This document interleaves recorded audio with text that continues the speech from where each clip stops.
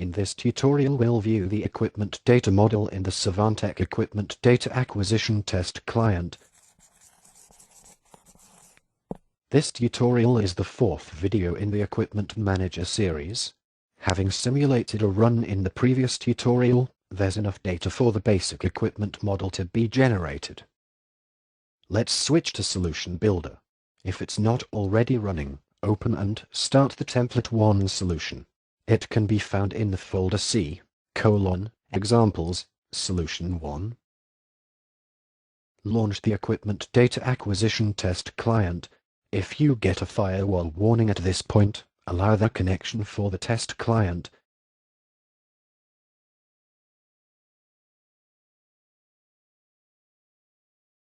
The equipment model, in the left panel, will be empty except for the alarms which are added whenever the equipment model is initialized.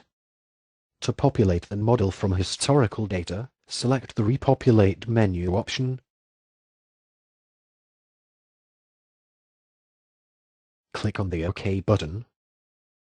This makes a request to the data provider to review the historical data to determine the valid data collection, events and state machines for the equipment.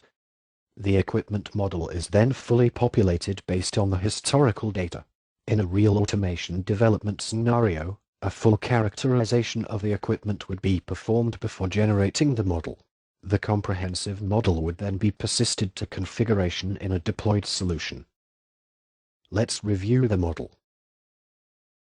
We now have a list of the state machines.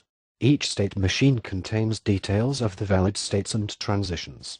The transitions contain details of valid data that can be captured on the transition events. Simple events are basic VF events received from the equipment server before being associated with a state machine. The simple events also contain details of valid data that can be captured when the event occurs. As mentioned before, a list of all of the valid alarms are displayed.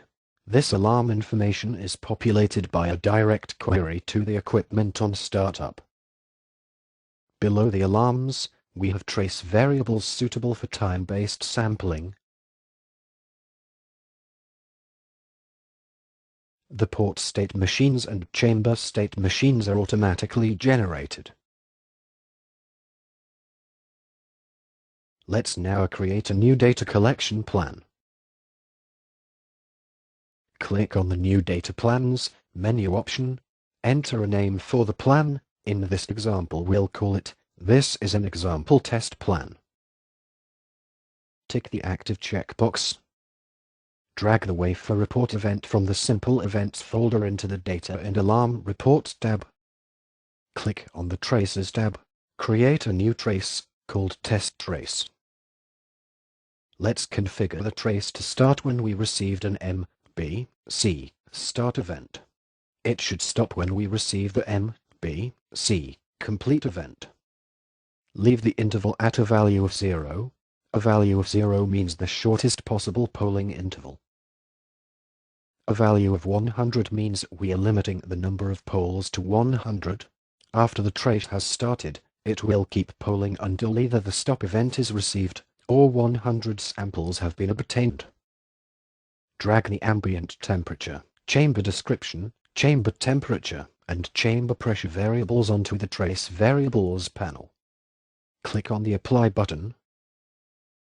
The newly created data collection plan appears in the right-hand side panel. Select the plan. Click on Time for the X-axis.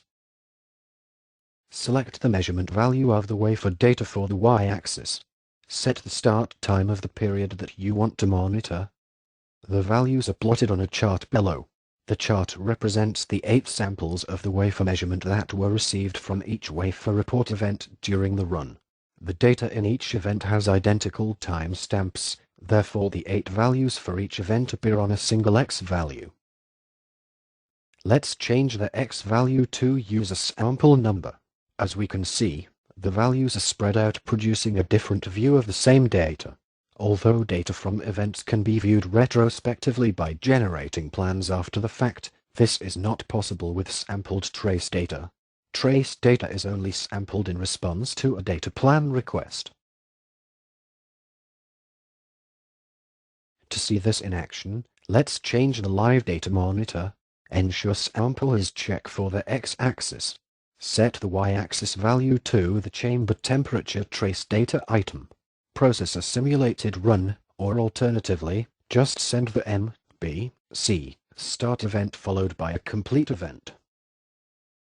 The simulator produces random data for chamber temperature values, which is plotted on the chart.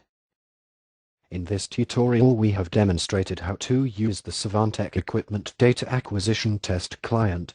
We also created and configured a data collection plan. For more details on the Equipment Manager template, please review the CoreTegral user guide which can be found in the installation folder. Thanks for watching this training video. If you have any questions or suggestions on how we can improve our training material, please contact us. Goodbye.